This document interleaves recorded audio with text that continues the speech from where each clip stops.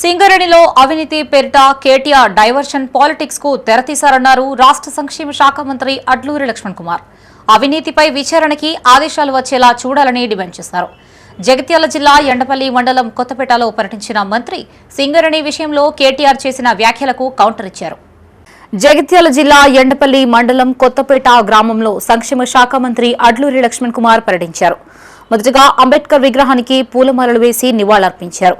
అనంతరం గ్రామంలోని ప్రధాన కూడలి వద్ద నూతనంగా ఏర్పాటు చేసిన ఛత్రపతి శివాజీ మహారాజ్ విగ్రహ ఆవిష్కరణ కార్యక్రమంలో పాల్గొన్నారు. ఈ సందర్భంగా విగ్రహావిష్కరణ ఉత్సవ కమిటీ ఆధ్వర్యంలో మంత్రిని సత్కరించి స్వాగతం పలికారు. అనంతరం శివాజీ మహారాజ్ విగ్రహాన్ని ఆవిష్కరించారు. ఈ సందర్భంగా మంత్రి అడ్లూరి మీడియాతో మాట్లాడారు. బీజేపీ, బీఆర్ఎస్ అనుబంధ పార్టీలు అని ఆరోపించారు. సింగరేణి బొగ్గు గనుల్లో అవినీతి జరిగింది అంటూ మాజీ మంత్రి కేటీఆర్ తప్పుడు ఆరోపణలు చేస్తున్నారని మండిపడ్డారు. బీఆర్ఎస్ పార్టీకి అనుబంధంగా కేంద్ర ప్రభుత్వ సంస్థలతో సింగరేణిలో అవినీతిపై విచారణ జరిపించాలని డిమాండ్ చేశారు. బీఆర్ఎస్లోని అంతర్గత విభేదాలని కప్పిపుచ్చుకునేందుకే కాంగ్రెస్ ప్రభుత్వంపై అసత్య ప్రచారం చేస్తున్నారని విమర్శించారు. ఈ కార్యక్రమంలో కాంగ్రెస్ మండల అధ్యక్షులు గెల్లు శేఖర్, సర్పంచులు సంగ రమేష్, మహేందర్ రెడ్డితో పాటు పలువురు కార్యకర్తలు పాల్గొన్నారు. కేటీఆర్ గారు ఉత్తరం రాజశేఖర్ని ఏం చేయాలంటే, కేంద్రంలో వారికి పరోక్షంగా ప్రత్యక్షంగా అనుబంధ పార్టీ భారతీయ జనతా పార్టీ.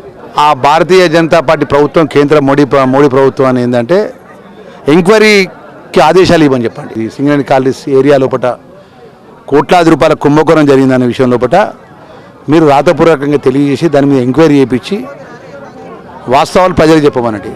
కానీ తెలంగాణ ఆశ భాష ఉన్నది కదా, ఏదో ఒక బట్టగాల్చి మీద పడేద్దాము, ప్రభుత్వాన్ని రికార్డులు పెడతాం, ప్రజల్ని డైవర్ట్ పాలిటిక్స్ చేద్దాం అన్న ఆలోచన తప్ప ప్రజలకు జవాబుదారీ పరంగా ఒక ప్రజల పక్షాన ప్రధాన ప్రతిపక్ష పార్టీగా వాళ్ళ పాత్ర ఉండదు. వాళ్ళ నాయకుడు అసెంబ్లీకి రాడు, ప్రజల మధ్యలో ఉండడు, ఫామ్ హౌస్ పరిమితుడు మాజీ ముఖ్యమంత్రి కేసీఆర్. ఈ మాజీ మంత్రి కేటీఆర్ ఏంటంటే పాపం వాళ్ళ పార్టీ వారి కుటుంబంలో విపరీతమైన ఇబ్బందులు ఉన్నాయి. ఉన్న పార్టీకి క్వశ్చన్ మార్క్ ఉన్నది. ఏ విధంగా పార్టీ క్యాడర్ని కాపాడుకోవాలి అని చెప్పి అధికార పార్టీ మీద ఏదో విధంగా బురదజల్లే కార్యక్రమం తప్ప ఇది అవాస్తవం. ఇది పూర్తిగా ఖండిస్తున్నాం దీన్ని. రానున్న గోదావరి పుష్కరాలతో ధర్మపురి క్షేత్రం రూపురేఖలు మారుతాయన్నారు మంత్రి అడ్లూరి లక్ష్మణ్ కుమార్. పట్టణాభివృద్ధికి ప్రజలు సహకరించాలని కోరారు. మార్నింగ్ వాక్ లో భాగంగా జగిత్యాల జిల్లా ధర్మపురిలోనే గోదావరి తీరాన్ని మంత్రి పరిశీలించారు. పుష్కర ఘాట్స్ తో పాటు మరిన్ని స్నానఘట్టాల నిర్మాణానికి అనువైన స్థలాలని ఆయా శాఖల అధికారులతో కలిసి క్షేత్రస్థాయిలో పరిశీలించారు. అనంతరం మంత్రి మీడియాతో మాట్లాడారు. పుష్కరాలకు ఏడాది సమయం ఉన్న నేపథ్యంలో పక్కా ప్రణాళికతో భక్తులకి ఎలాంటి ఇబ్బందులు లేకుండా తగిన ఏర్పాట్లు చేస్తామన్నారు. ఇప్పటికే మౌలిక వసతుల కోసం రాష్ట్ర ప్రభుత్వం 117 కోట్లు విడుదల చేసినట్లు చెప్పారు. అభివృద్ధిలో భాగంగా ఇండ్లు కోల్పోతున్న నిర్వాసితులకి చట్ట ప్రకారం పరిహారం చెల్లిస్తామన్నారు. మంత్రి వెంట మున్సిపల్ కమిషనర్ శ్రీనివాసరావు, ఇరిగేషన్ శాఖ అధికారులు, నాయకులు వేముల రాజేష్, జక్కు రవి ఉన్నారు. శ్రీ లక్ష్మీనరసింహస్వామి దైవక్షేత్రానికి గొప్పగా రాష్ట్ర ముఖ్యమంత్రి రేవంత్ రెడ్డి గారి నేతృత్వంలో మళ్ళీ వచ్చే సంవత్సరం జూన్లో గోదావరి పుష్కరాలు వస్తున్న సందర్భంగా సుమారు 117 కోట్ల రూపాయల నిధులు మంజూరు చేయడం జరిగింది. గోదావరి యొక్క పుష్కరాల లోపల ప్రత్యేకమైన ఘాట్స్ ఏర్పాటు చేయడం కానీ, రోడ్స్ ఏర్పాటు చేయడం కానీ, అదేవిధంగా లక్షలాది మంది ప్రజలు వస్తే ఎక్కడ కూడా ఇబ్బంది జరగకుండా, ఈ స్థానికంగా ఉన్న ప్రజలకు కూడా ఇబ్బంది జరగకుండా బైపాస్ రోడ్లతోని మనం ముందస్తుగా ఒక ఆలోచనతోని మనం ముందుకు పోవాలని చెప్పేసి మా ఇంజనీర్ అధికారులను, ఇరిగేషన్ అధికారులను, అదేవిధంగా మున్సిపల్ కమిషనర్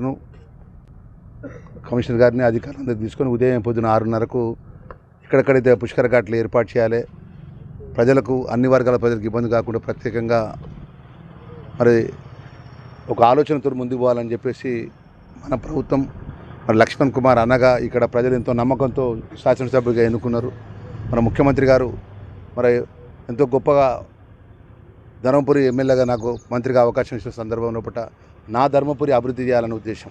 నా ధర్మపురి నియోజకవర్గం, ధర్మపురి మున్సిపాలిటీకి సంబంధించినటువంటి మరి అన్ని ప్రాంతాలు ప్రత్యేకంగా అభివృద్ధి విషయం లోపల మరి ఫీల్డ్ మీదకి వెళ్ళి చూడాలనే ఉద్దేశంతో ఈరోజు ఉదయం 6:30కు బయలుదేరి రావడం జరిగింది.